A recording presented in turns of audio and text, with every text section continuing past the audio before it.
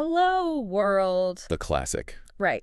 If you've ever written a single line of code, you know that ritual. It's like the first breath of life for any program. It's innocent, it's functional. And it's usually the safest code you'll ever write. But, what if I told you that the mechanism behind printing that text, specifically in languages like, say, C and C++ Mac, could be a loaded gun? It sounds like hyperbole, but it really isn't. We tend to think of hacking as this complex, cryptographic fight. Yeah, some super advanced stuff. But today we're looking at how a utility function, something that's just designed to be helpful, can be tricked into handing over the keys to the castle. Today we're doing a deep dive into format string vulnerabilities. We're working through a stack of technical notes, specifically formatstrings.md, and breaking down some code examples like fmtvol.cpp. And these sources are fantastic because they don't just say, hey, this is bad. They show you the mechanics. We're talking memory tables, stack diagrams. Real guts of it. The guts. And the specific math you need to trick a computer into spawning a root shell. And when we say root shell, we're not talking about some kind of guest access. No, we're talking God mode. Total administrative control. Exactly. Total control. So let's get right into the machinery. The star of our show today is print. Good old printf. Most of us just know it as the thing that dumps text to the console, but the vulnerability is right there in the name, print formatted. That formatted part is doing a lot of heavy lifting. It really is. The format string is basically the template. It's that text inside the parentheses that tells the computer how the data should look. Right, and you've seen these placeholders a million times % for a decimal number. For hex, yeah. So if I write print score.per_td10, that string, score per scene, that's the format string, is telling the computer print the word score and then, hey, expect a number right here. And that expectation is where all the danger lives. The cardinal rule of C programming is that you, the programmer, you define that template. But if you get lazy or just careless and you let the user input the template. Then I can type whatever I want. So if the code is just print user input and I type hello, well, it just prints hello, everyone's happy. No harm done. But if I type persec, the computer doesn't judge. It sees persecs and it just thinks, aha, the user wants me to print a hexadecimal value from the stack. It doesn't check if you, the programmer, actually provided a value. It just grabs the next thing in line. Just grabs it. To really get why that breaks everything, we need to picture the stack. The sources describe the stack frame as what, like a temporary scratch pad for functions? That's a great way to put it. Picture a stack of cafeteria trays. When you call a function like print, you start pushing your arguments onto that stack. Okay. But here's the quirk in C. The arguments are pushed in reverse order. Reverse. So if I'm printing A, B, and C, C goes on the tray stack first. Exactly. C on the bottom, then B, then A. And then the format string itself sits right on the very top tray. So when print runs, it looks at that top tray, it sees a persecs in my string, and it just looks at the tray directly underneath it and assumes that's my data. It just assumes. But in our exploit, we didn't put anything on the tray underneath. And the computer just doesn't care. It doesn't care. It just looks at whatever memory is right next to the format string, whatever garbage or return address or, sensitive variable happens to be sitting there. Printf just grabs it, formats it as hex, and prints it out for the world to see. That's like a vending machine where if you press the button without putting money in, it just reaches into the mechanic's pocket and hands you his car keys. That is a disturbingly accurate analogy. This is what's called an arbitrary read. You're leaking data from the stack you were never, ever supposed to see. And the sources point out that, okay, percents is bad, but percents is the real nightmare. Oh, absolutely. Percentage just shows you the raw value that's on the stack. But percent, that stands for string. It expects a pointer. A memory address. A memory address, exactly. So it's not just printing what's on the stack. It's using the value on the stack as a map, going to that location somewhere else in the computer's RAM, and printing whatever it finds there. Precisely. So if you can manipulate the stack to put a specific address there, let's say the address where the system stores, user passwords. And then you feed in a percent. The program will obediently go to that address, read the secret, and print it right to your screen. The notes have the specific example, right? Getenvdr.cpp, where they try to read the path environment variable. Yeah, this was a great detail. They managed to target the address of the path variable, but when they printed it out, they missed the beginning. What do you mean? They got the path, a suburban and all that, but they missed the path label at the front. They overshot the landing. By exactly 5 bytes. It just highlights that memory is this, linear tape. If your address is off by 5 bytes, you're reading from the middle of the book. So they had to do the math, subtract 5 from their target address just to back up the read head and get the full string. That's exactly it. So, okay, we can read the stack with percents, and we can use percent like a sniper to read any memory address we want. That's a confidentiality disaster. Huge problem. But usually just reading isn't enough to take over a machine. To really own the system, you need to be able to write. And this is where most people get stuck. I mean, print is an output function. How do you use a tool that's designed to display data to modify the fundamental memory of a computer? This is where we introduce the percent parameter, the mystery parameter. I've coded in C for years, and I don't think I've ever used this in a real project. Almost no one does anymore. I mean, historically, percent was used for complex text alignment, stuff like that. Unlike every other parameter that outputs data, percent writes data. Okay, let's break that down. What exactly does it write? It writes the number of characters that have been printed so far in that one print statement, and it writes that number to a variable's address. Okay, so if I print ABCD, that's 4 characters, and then I stick a percent in there. Printf sees the percent, it checks its internal counter, sees the number 4, and it writes the integer 4 into whatever memory address the stack is pointing to.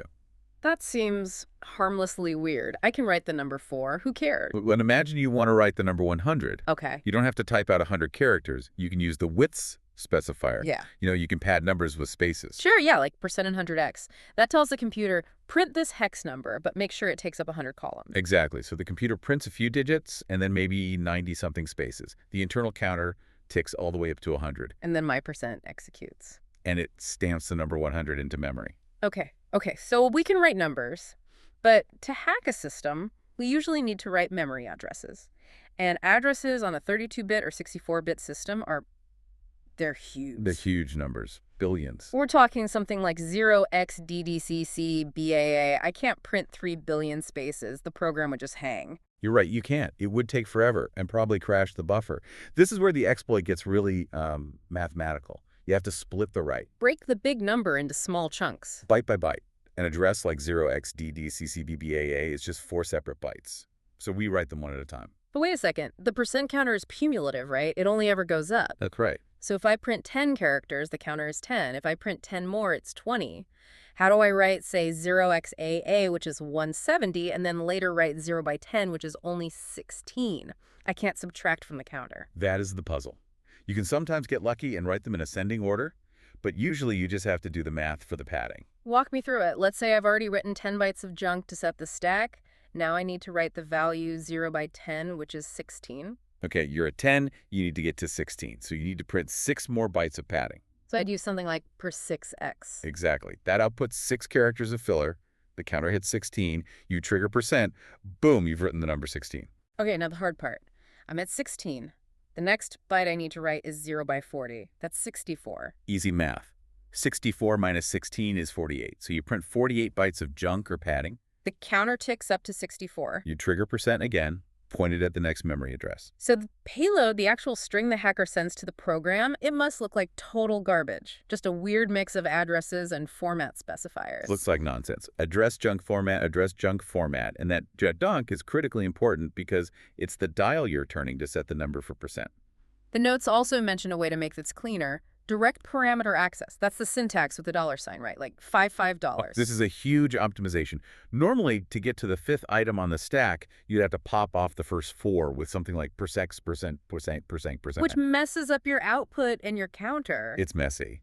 But percent5 bylaws just says, ignore the top 4 trays. Go straight to tray number 5. It's a sniper shot. Exactly. It means you don't have to fill your payload with as much junk just to navigate around the stack. Yeah. You can target the specific argument that holds the address you want to write to.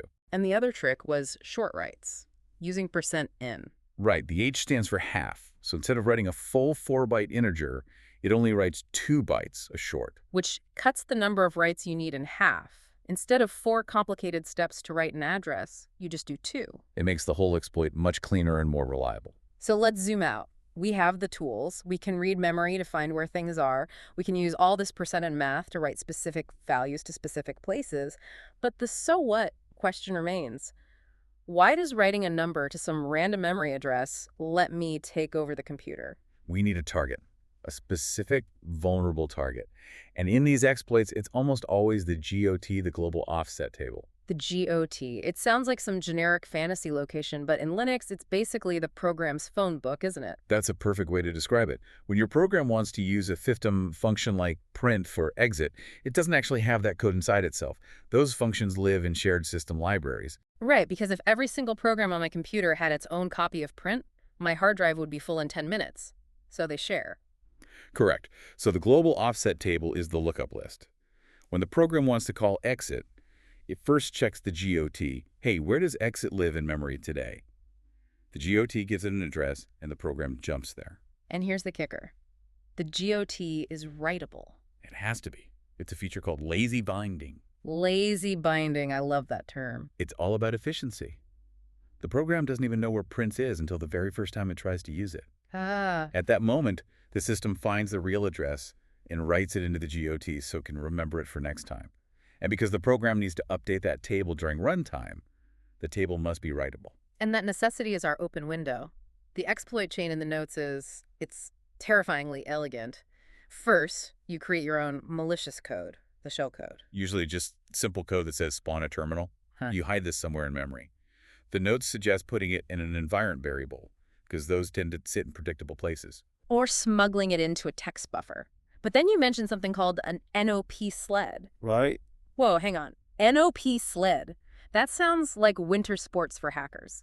Break that down for me. It's a great visual, isn't it? NOP stands for no operation. It's a computer instruction that literally tells the CPU, do nothing, just move on to the next instruction. Okay. Why would I want to tell it to do nothing? Because memory shifts around, addresses aren't always perfectly stable.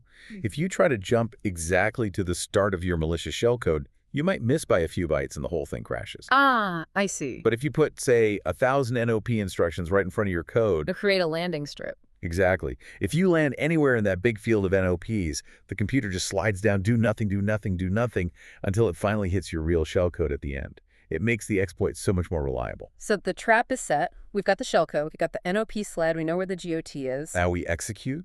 We use our format string vulnerability. We target the entry in the GOT for the exit function. Why exit specifically? Because almost every program calls exit right when it finishes. It's the perfect trigger. We use our % technique to overwrite the address of exit in the GOT. So you replace the real legitimate address with the address of your NOP sled. You got it. So the program runs normally, it does its job, prints its text, whatever. Then it says, okay, I'm done, time to run exit. It looks at the GOT. It sees the address we planted. It thinks, okay, exit is over there. It makes the jump. But it doesn't jump to exit, it jumps to our sled. It slides right down into the shellcode. And suddenly, You have a root prompt. you have a root prompt.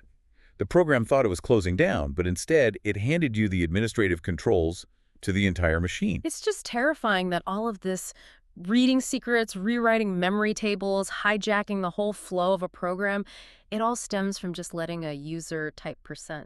It really highlights the fragility of trust in software. The program trusted the input string to just be text.